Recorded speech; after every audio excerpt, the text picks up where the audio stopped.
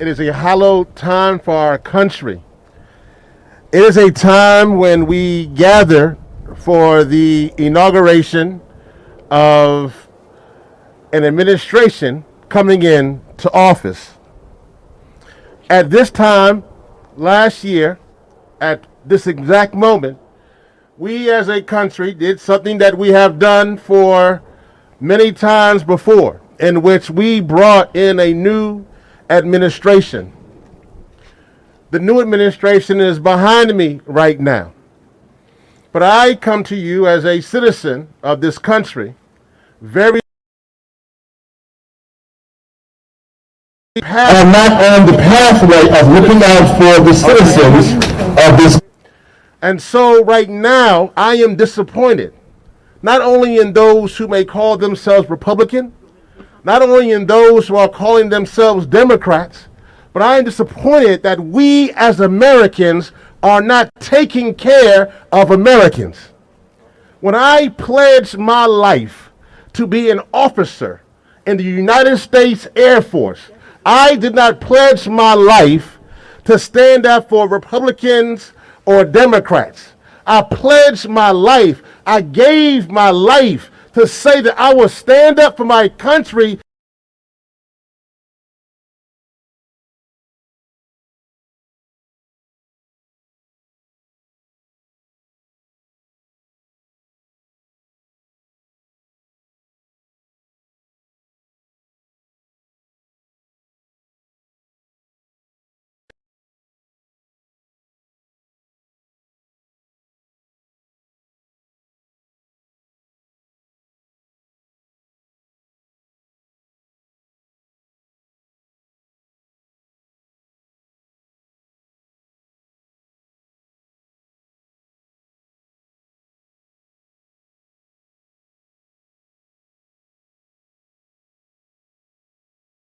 Nothing! And so that time has come to an end, that we stand up for fellow Americans. This generation has now come together to say enough is enough. And so we and the ancestors of those who have gone before us, from Sir Sidney Poitier to Eartha Kitt to Dr. King to Dorothy Height, this generation, in their wildest dreams, are standing up for the liberation of those who are now living in this country. That is where we are. And so, this moment now we're asking for this administration. We're happy that we have been somewhat responded to, but we don't need talk, we need action. And so, let me conclude with this. Hip-Hop Caucus is here to partner with some amazing speakers and some amazing organizations who will lay out this moment right now. But let me say this. The one thing from Dr. King's I Have a Dream speech that we only hear about is the I have a dream part. But the part that always goes missing is that part about that promissory note. That every time particularly black people come to cash that promissory note, it's marked insufficient funds. And so today, black and brown people and young people are saying that we are not going for an insufficient check. We are not going for a check being bounced. We want our $50,000 to be done to cancel student debt right now. That can be done through executive orders, and it can be done right now. No more games. No more talks. It's time for action. It's time for us to stand up for fellow Americans. Do what's right on this day. All power to the people. All power to the people.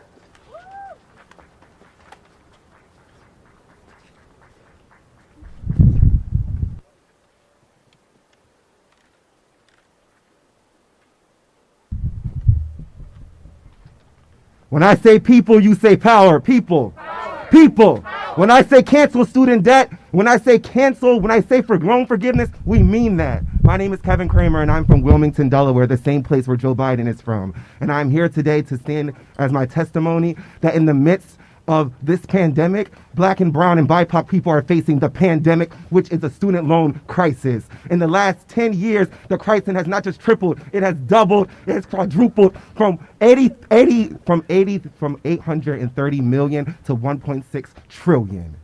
In the next 20 years, it's expected that 96% of Black and brown people will still be trying to pay off their student debt, while our white counterparts will be 94% fulfilling and paying their student debts.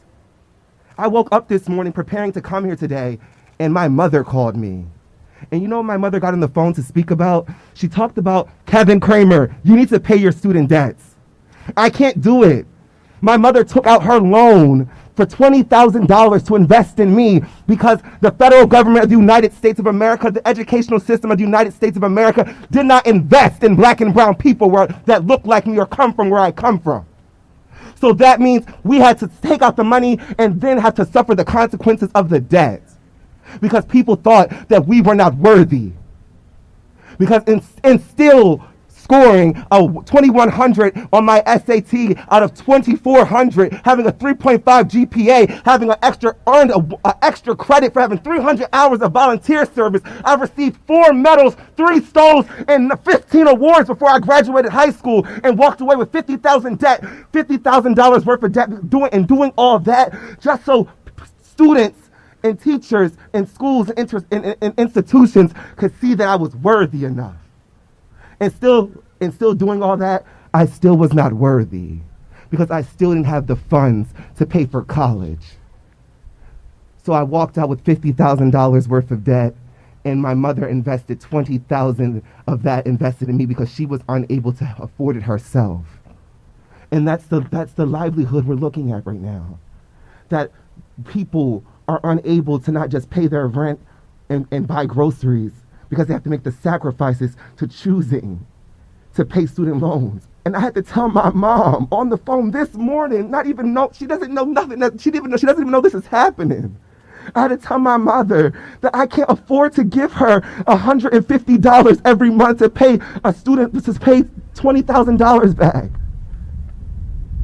And it's sad because we've been worth it.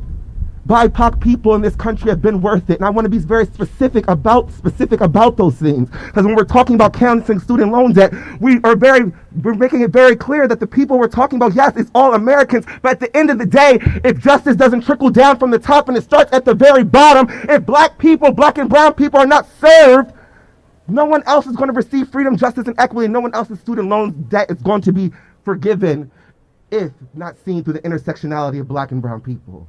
So Joe Biden and Black and our blue people that come to our communities and come to our churches and you tell us to vote for you, I, Kevin Kramer, hold no faith that you are going to do what you have to say. Why? Because I've seen it before. I've heard it before. So don't come if you're not going to stand to your word. Because, and I quote, I'm going to eliminate your debt.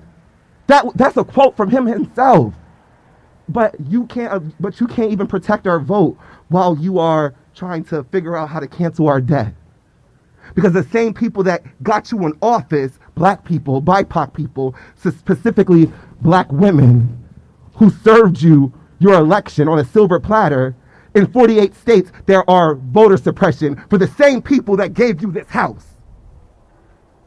But we can't get the time of day for bills to be passed that are going to liberate Black and brown people. At the end of the day, if we have no faith in the federal government, and faith in blue and faith in red to do right by us, if we keep us safe for the people that are viewing this, for the people that are going to be watching this later, we have to build alternatives to capitalism. We have to hold ourselves accountable to doing the work necessary, because if they don't care about us, we have to care about us. We have to build the bridges to building and radical love and revolutionary love. We have to care a little bit more about one another and what that looks like. So at the end of the day, we are not asking for you to continue to not for us not to pay back our debt. We are not asking for you to forgive $50,000 of our loans. We are not asking you to forgive 1.6 trillion of our debt. We are demanding it. Not because we believe you're going to do it, not because you are in the position and we got you there so that you could do it, because you said so. Because this is your word. And if you were the president of the United States and you can't be good for your word, what good are you then? At the end of the day, justice is in the palm of our hands, and that's people power. So when I say people, you say power. People, people will get it done.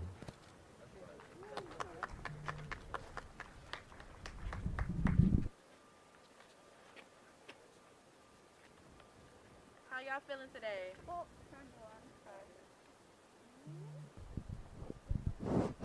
How y'all feeling today? How y'all feeling today? I know we ain't out here in the cold, out here in front of this White House for nothing. Hello, everybody. My name is Anaya Vines. I am currently a senior at Howard University, double major, political science and criminology. I'm also the founder and CEO of the organization called the Live Movement, HBCU National Abolitionist Coalition. My message today is very simple, and it's not just to Joe Biden, but it is also to our Vice President, Kamala Harris, my fellow Bison. Do your job. It is very simple. The message has been clear. We have been screaming the same things since before 2020. We have been expecting the same things from this government for the longest. And when I say we, I'm talking about the Black and brown people of America. And it is very simple. It is to do your job. There are things and systems that have been put in place consistently to oppress Black people in America. And I'll be very honest. I had an interview yesterday, and we talked about cancellation of student loan debt. And they asked, were you surprised? Are you surprised that Joe Biden went back on his word? Are you surprised that he cut the budget that he promised during his campaign from $43 billion to $2 billion for HBCU students? I said, absolutely not. I'm not surprised. I'm not, because we have learned, and if we haven't, I really hope that we do, as American citizens, especially as Black people. Politicians are going to say whatever they need to get into their positions of power, and then when they secure that position of power, they're going to work on their own personal vendettas. This has been proven. This has been a trend. This has been a culture. They will, and it was very, very strategic for HBCUs and promises that was built on the backs of students. And like Kevin said, us, the people that literally put them in office, they made these promises because it sounded good. It sounded sweet. They wanted us to flood those polls. And to be very clear, a majority of the students that went to the polls was not pro-Biden. It was anti-Trump. Let's keep it real. We was trying to get people out of the White House. So now that we have Joe Biden, what we are trying to ask him to do, what we are demanding for him to do, is to do his job.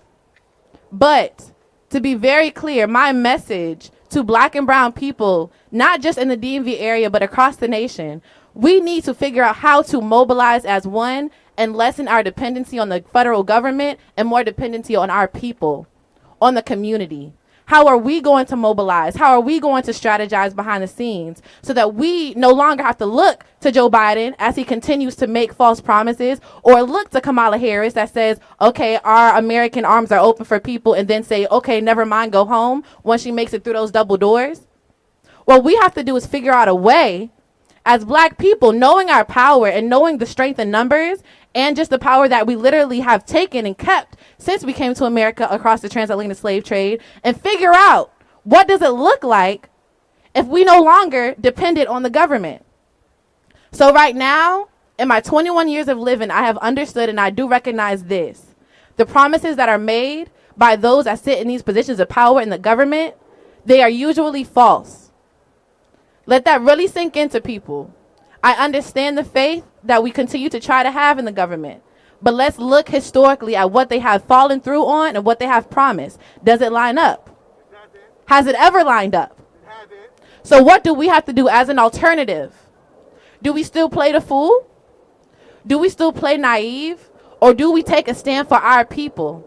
Do we fight for our people? Because it's been very obvious the federal government does not fight for us. They fight for the dollar. They bow down to the dollar. They have all the power and the authority. Do you think they can't hear us right now? You think they don't know about what's going on? And not just this rally, but the continuous rallies that's been happening for years outside of the White House. This is the literal political capital of the nation. They know the issues, they choose to ignore. So now my follow-up question is, what do we do about it? What do we do? And I'm not just talking about the generations that came before us. I'm charging my generation. What do we do about it? Because there's no age to the revolution. There's no age limitation to the revolution. The revolution has always been, if not with the front lines, but led by the youth. What do we do about it? What does my 21-year-old self do about it? What do freshmen and colleges do about it? What do middle schoolers do about it? What do we have to do? We have to mobilize. We have to educate one another. And we have to realize if this government is not going to support us, help us, and advocate on behalf of us, then what do we do to help ourselves? What do we do to strengthen ourselves? What do we have to do as Black and brown people in America in a system that was built against us to empower ourselves? To exchange this power that we give so willingly to this White House and give it back to our people. Once we are able to figure out and answer that question, the closer we are going to be to Black liberation. Thank you.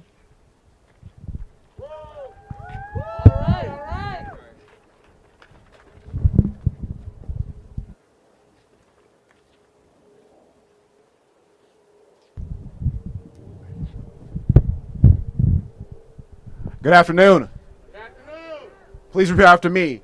It is our duty to fight for our freedom. It is our duty to fight for our freedom. It is our duty to win. It is our duty to win. We must love and protect one another. We must love and protect one another. We have nothing to lose but our chains. We have nothing to lose but our chains. It is our duty to fight for our freedom. It is our duty to fight for our freedom. It is our duty to win. It is our duty to win. We must love and protect one another. We must love and protect one another. We have nothing to lose but our chains. We have nothing to lose but our chains. My name is Wisdom Cole, and I'm the National Director of the NAACP Youth and College Division.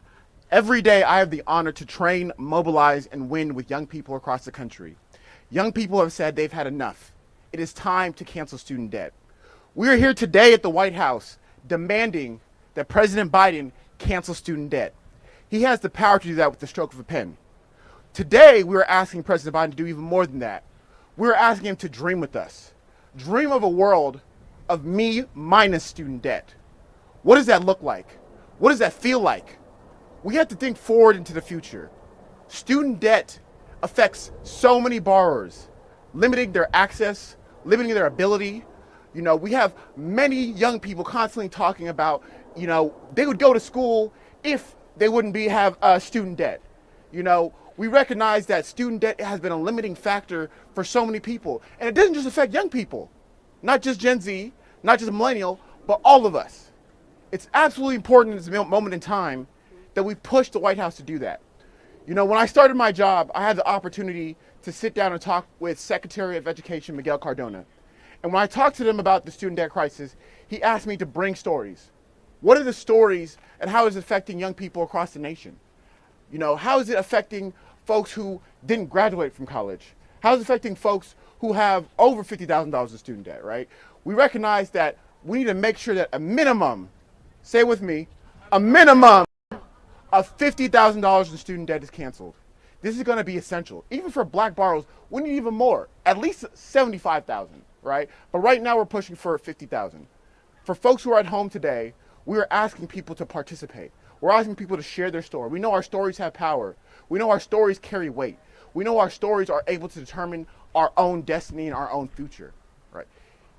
With every crisis, it must end. This is the same. Student debt is a crisis. It's been going on for far too long. It must end. It must come to a stop, right? And because what we're doing here today, we're fighting for the future of freedom. We're fighting not just for the folks who are here, but for folks to come. And so I implore you, use your power, use your voice, work with others in your community to pass local resolutions, to get petitions, to get on the ground, to get out there and collect stories, because each story matters. So thank you.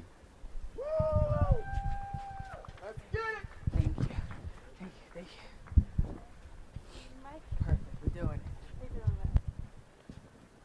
Good afternoon, everyone. My name is Shakia Cherry Donaldson, and I come before you as the founder and executive director of 1,000 Women Strong. We are a national collective of Black women committed to creating the beloved community through civic and political engagement. And last May, much like Wisdom, we were challenged with this endeavor of finding what the faces of student loan debt in this country look like, particularly after an election cycle that screamed from the rooftops that they trusted Black women. I wanted them to trust us one more time and believe that this debt crisis was really an urgent crisis for people in our community, particularly for people that look like me. So last spring, we set out on a national campaign to talk to Black women and ask them, how did they get in debt? What's the impact of debt? How has this debt shaped their lives? And the stories were staggering. And it's interesting what Anaya said around students and student loan debt, because there's this really unrelenting belief that young people deserve to be poor and that they deserve to be in debt and that they'll just pay it off at some time. But I stand issue as a solid middle millennial to say that it doesn't get any easier. And I was able to interview and speak to women up into their 70s, grandmothers who had taken out loans to ensure that their next generation had an opportunity that they did not have. Because you see, for Black and brown folks, college is not a victory lap. It's an investment in not only in ourselves, but the people that came before us and the people that come after us. We are planting seeds for economic, political, social justice freedoms that we have not even seen in this country, but we dream and we imagine to be true. We are literally creating them and wielding them in front of you. And what we're saying is that under this economic burden of student loan debt, we are being crushed. Our dreams are being crushed, our possibilities are being squandered, and our potential is really being cut short. Because without student loan debt cancellation, we are living under the burden of constant debt. I cannot tell you the amount of calls I got in early December when the letters started going back out. People were freaking out. People all across the country. I thought you said they were going to help us. I thought you said this was going to be over. What is happening?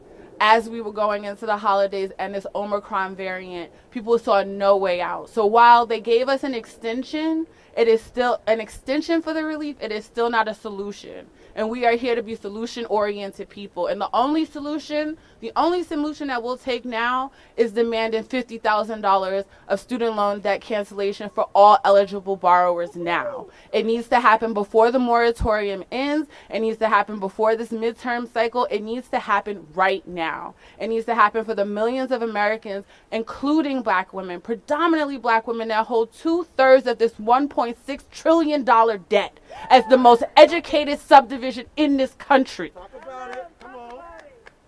If you trust Black women, trust us now and cancel this debt and allow us to continue to live and liberate our communities and ourselves. Thank you.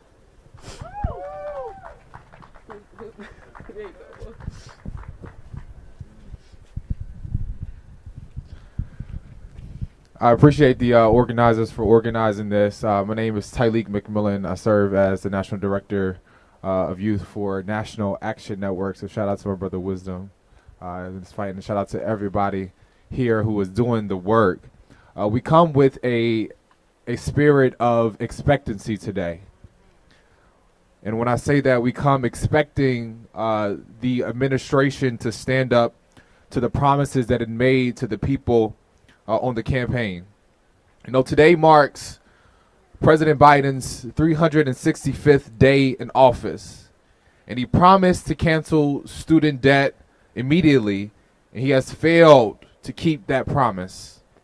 So we come with an expectancy of relief that meets the scale of this moment, because we come with the understanding that student debt cancellation is a matter of racial and economic justice across this country. You know, 84% of Black borrowers support broad-based student debt cancellation. And if President Biden wants to show that he is fighting for the Black community, that he's fighting to have our backs as he said that he would, he should stand on that and cancel the student debt that will close the wealth gap in this country. If he believes that children and families should not have to decide whether or not to put food on their tables or to keep a roof over their head and pay their loans. He should cut it. You know, yesterday was a sad day for our democracy as we watched, Senators Manchin and Sinema, continue to work along with the Republicans to block critical voter legislation. But we say to the president today, we do not need Senator Manchin's permission on this. We do not need Senator Sinema's permission on this. We do not need the Senate's permission to do this. But we are demanding, as we say, for you to, by the stroke of a pen, to cancel student debt. And I'll echo the words of late Congressman Elijah Cummings, who would often say, when our children's children are reading about this moment in history, what side of history will they say that you stood on? Will you stand on the side that you went on a campaign trail and you made a promise to millions of people and millions of Americans who came out on a promise that you will cancel student debt and give them a chance at that American dream that we call it? Or will you stand on the side of history that said that I made a promise to the people that I could not keep, a promise that I made that I couldn't see through? But this is something that you can see through, and it's very easy.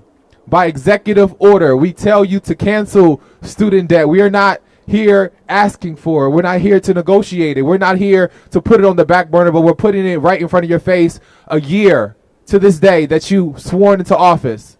And you said that you would do it immediately, so we're telling you to do it immediately. And we are demanding that the president cancel student debt because this is a racial equity issue. And we must ensure that our communities get the full piece of the pie. Many times in this country, we have saw that we have got a quarter of the dollar. We have saw that we have got a half of the dollar, but we're coming to tell you, Mr. President, that we deserve our whole dollar. And we are calling for you to cancel student debt. All right.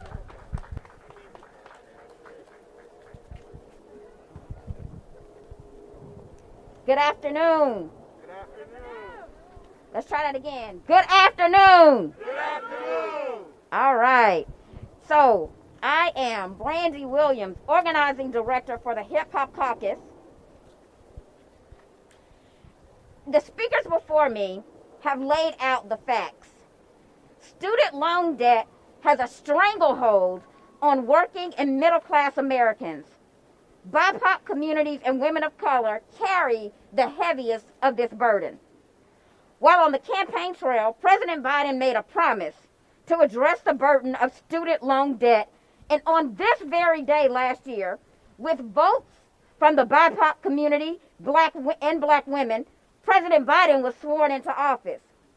We've been waiting in expectation for him to honor his campaign promise, because a promise made should be a promise kept. To paraphrase the late great Congresswoman Barbara Jordan, when BIPOC communities, hip-hop communities, and what we want is simple. We want an America that is good as its promise. Promises come with deadlines. President Biden, this is your notice. Your deadline is now. We are demanding you honor your campaign promise to address student loan debt by canceling up to $50,000 per borrower right now by executive order. Working with Congress to cancel the $1.6 trillion in student loan debt that is keeping working and middle-class families, members of the BIPOC community, and women from realizing the economic freedom promised as a part of the American dream. The time is now for you to cancel student loan debt. I ask each of you watching right now to join us in demanding President Biden honors his promise to us by texting RALLY, RALLY, to 66539. That's RALLY, RALLY, to 66539. These loans are way too high. You need to cut it. These loans are way too high. You need to cut it. President Biden, show us to respect our vote and cancel student loan debt today. If you can extend it, you These student loans are way too high. These student loans are way too high. These student loans are way too high. These student loans are way too high. These student loans are way too high. These student loans are way too high. These student loans are way too high. These student loans are way too high.